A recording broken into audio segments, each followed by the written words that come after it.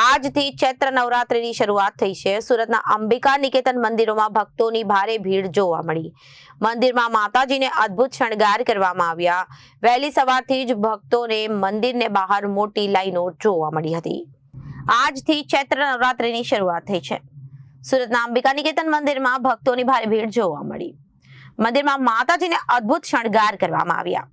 વહેલી સવારથી જ ભક્તોને મંદિરની બહાર મોટી લાઈનો જોવા મળી।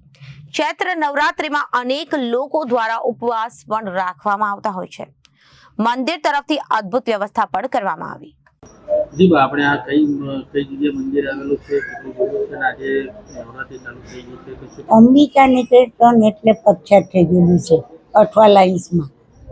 અંબિકા નિકેતનમાં ચૈત્ર નવરાત્ર હોવાથી આજે ભાવિ ભક્તોનો ધસારો છે। 60-70 હજાર માણસો આવશે સાંજ સુધીમાં।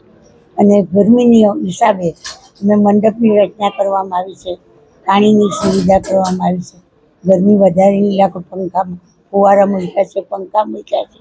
ભાવિ ભક્તોમાં કોઈ બીમાર પડી જાય, ચક્કર આવે તો ડૉક્ટરની પણ સગવડ કરવામાં આવી છે। અને બધો લોકો શાંતિથી માતાજીના આશીર્વાદ લઈ ઝડપથી આગળ વધે, આશીર્વાદ લઈને જ જાય છે। અને ફૂલની પાંખડી ચડાવે છે, એ સેવાના કાર્યમાં વપરાય છે।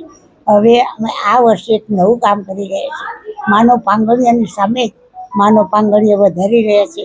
ભાવિકો ખાલી 11 રૂપિયા અમે રાખ્યા છે, તો ભાવિકો તો ઓનલાઈનથી પણ આપી શકે છે।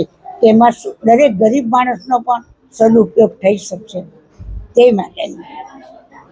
Bureau report, Janadesh news.